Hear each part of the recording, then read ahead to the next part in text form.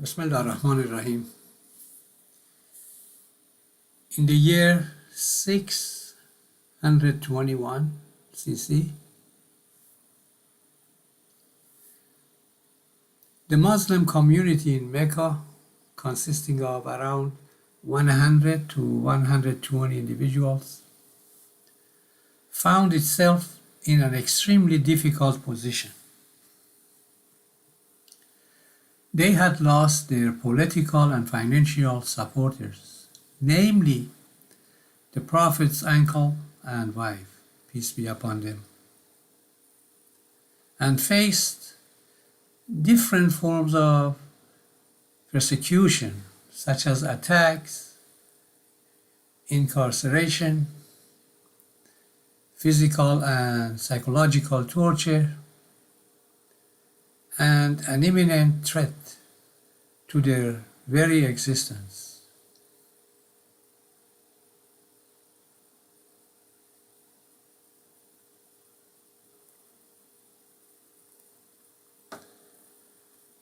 In the same year, 621, with the blessing of Allah subhanahu wa ta'ala, in a single night, known as the night journey, the Prophet, peace be upon him, traveled from the Masjid al-Haram in Mecca here, right next to the Red Sea, 1,500 kilometers here to Masjid al-Aqsa in Palestine.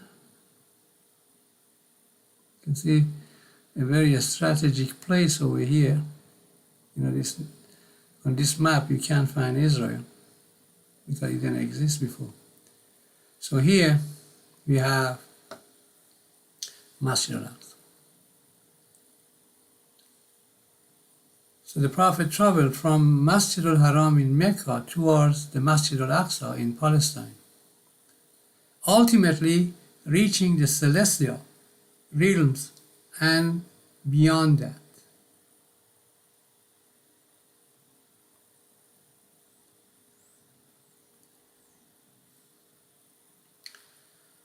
Chapter 17 and 53 of the Quran briefly mention the night journey, which led to the establishment of the 5 daily prayers. So the 5 daily prayers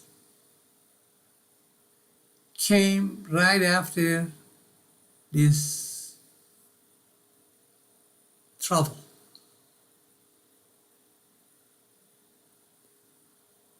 For which throughout the day,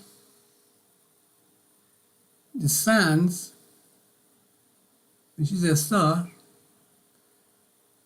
the sun's position in the sky defines the specific times for performing the prayers. There are certain hours, there are fixed hours. You just can't do it every time you want. That's a good thing to do it in addition to do the regular ones. So performing the prayers are having fixed times. The picture here shows the timetable of the 5 daily prayers in relation to the position of the sun in the sky. So the way it goes here is, let's assume that you are here at point A.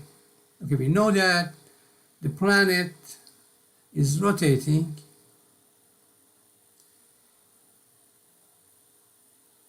at 360 degrees in 24 hours. And we know that the planet is moving at the speed of about 30 kilometers per second. So you're moving really fast and turning fast, but we don't notice it. So you're here, it's night, but gradually the planet is turning. It gets to a point that you should perform your 2 rakat prayers here. But you have, a small amount of time to do that, because with the speed of the planet, gradually you're going to get to this point when you are going to cross the ecliptic, which is the position of the sun in the sky during the year. And that would be day. So after that, everything the same, keep moving, except your position. Your position is changing by thousands of miles, every second. So this is the way things goes. After the high noon, you perform the 4 rakat prayers. Then you perform the 4 rakat prayers for the evening. So everything has a space and place that you have to perform it. And then again, you're gradually moving, you're feeling that the sun is going down, like this verse saying, by the star as it goes down, 53:1. So you think it's going down. It's not going down. The sun doesn't go up or down. It's the rotation that causes this one. So you're going to stop here. And right after that, you can perform the 3 rakat prayers. And a little later, you can perform the 4 rakat prayers.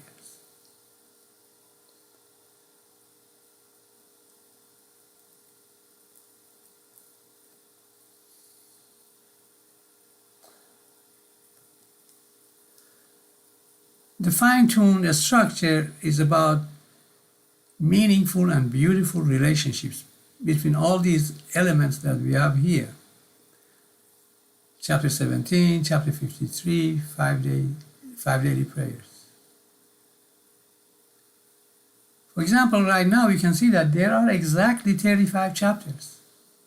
Exactly 35 chapters. Between chapters 17 and 53. See, it wasn't right after chapter 17 that more information was provided. It is 35 chapters later in chapter 53. And when you look at this here, you can see that chapter 17, you can write it as 1 plus 7. Then between chapter 17 and 53, there are exactly 35 chapters, which is reverse of the 5 and 3. So you have a very beautiful, elegant, numerical relationship here.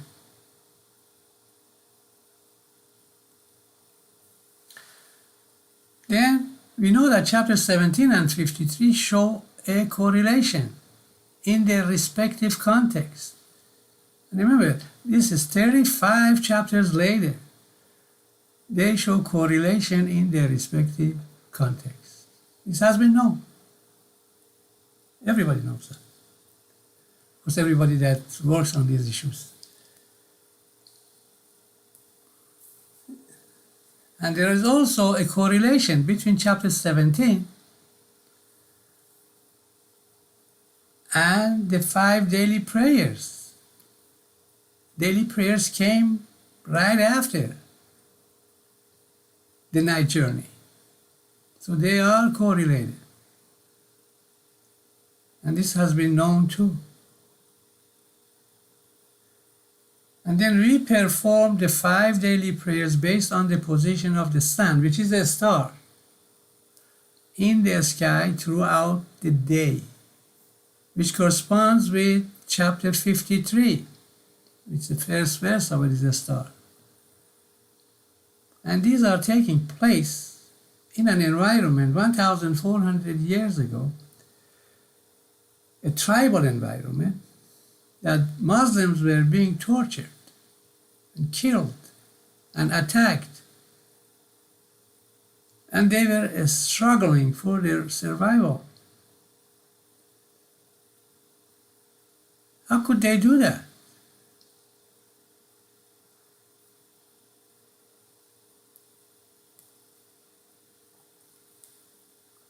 And And the Prophet, peace be upon him, could not read or write. Why do chapters, verses, and numerals exhibit interrelation and complex structure as opposed to being random? Why?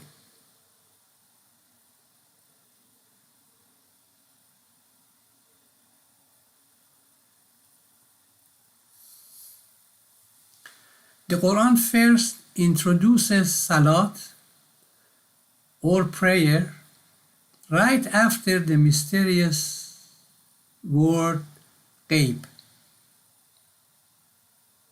So right after the mysterious word ghaib, salat, we have ghaib, which signifies concealed or invisible, like a root which is concealed and invisible. The Quran also intertwines the 5 daily prayers with the night journey, which abounds with concealed secrets and mystery. Beautiful. Both of these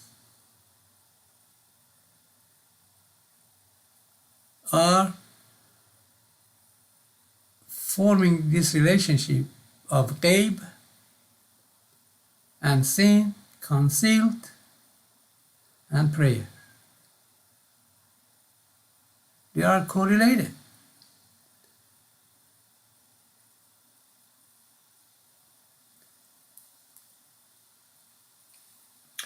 By analogy, the prayers connected with ghaib and the night journey in the spirit of oneness, Tawheed, a spirit of oneness, resemble a tree, where the visible leaves and branches represent the material world, while the root signifies the hidden spiritual truth. This is what the daily prayer is. Connects the physical reality to its root, a spirituality.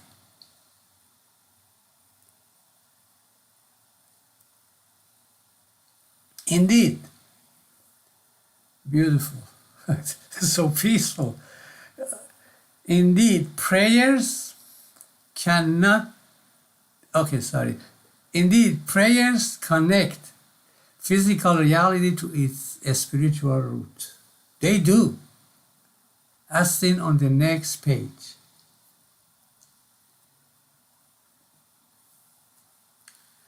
Now, the framework of the first 69 chapters of the Quran emphasizes the transcendency of the 5 daily prayers and the night journey. It starts with Surah Al-Fatiha. Here, Surah Al-Fatiha. So we have 59 chapters here. Let's start with Surah Al-Fatiha here, which serves as the primary spiritual context for the 5 daily prayers. So the first chapter provides what? The first chapter provides the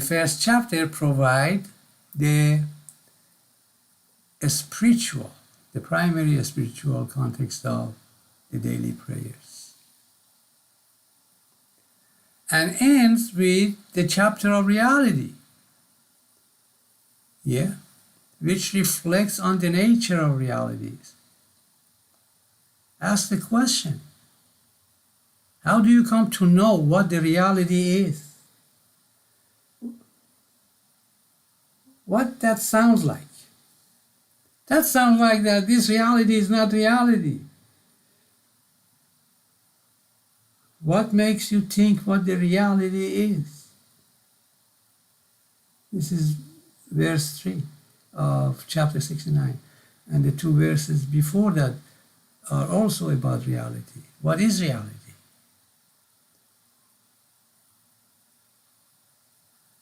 So these two chapters, chapter 1 and chapter of reality, chapter 69, are perfectly situated here. And between these two chapters, we have the 29 cryptic code, whose meanings are concealed. They are concealed. Everybody knows that they are concealed. For 1,400 years, everyone knew these codes are concealed. They are root. So the 29 cryptic codes whose meanings are concealed, which begin immediately after the first chapter. Right after the first chapter. You have 29 words in first chapter, and you have 7 verses also. This is actually the 8th verse of the Quran, which is the first verse of chapter 2. And there are also 29 of quotes. So you got 29 words and 29 quotes. And you can see it over here too. The chapter 68 has 52 verses. And the chapter 69 has 52 verses. Everything is perfectly situated here. And between the two, we have the 29 codes, or the root. Chapter 1 provides the spiritual context, and the codes are providing 38 and 64 that we reflected on these two numbers several times in details in early discussions. The 38 and 643 provide the mathematical structure of the schedules. And of course you have the night journey here, which is also involved, and it's like ghaib, concealed.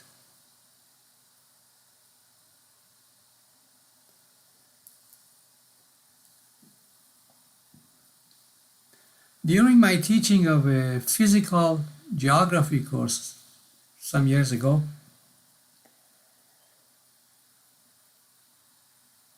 the thought of a potential relationship between the 5 daily prayers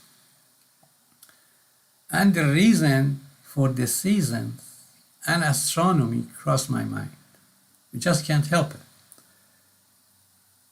You can't just find, you got 23 here, and you got 2 here, and you got 3 here, and the verse also that talks about prayer and the ghaib and unseen. You got 2 and 3 over here.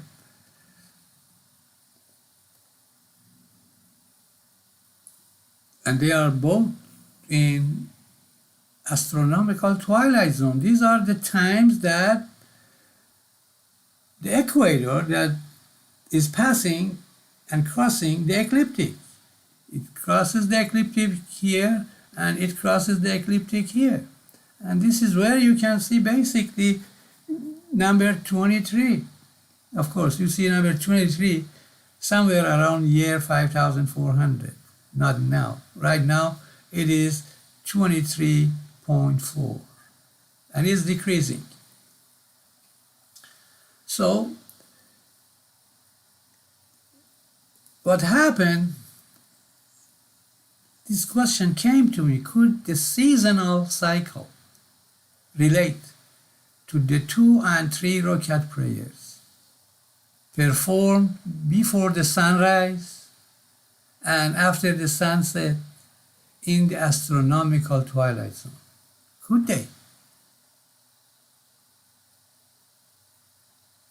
And this is something, inshallah, we reflect on in next video. God bless you. Bless all of us, inshallah. and bless the Palestinians in Palestine. God bless us all.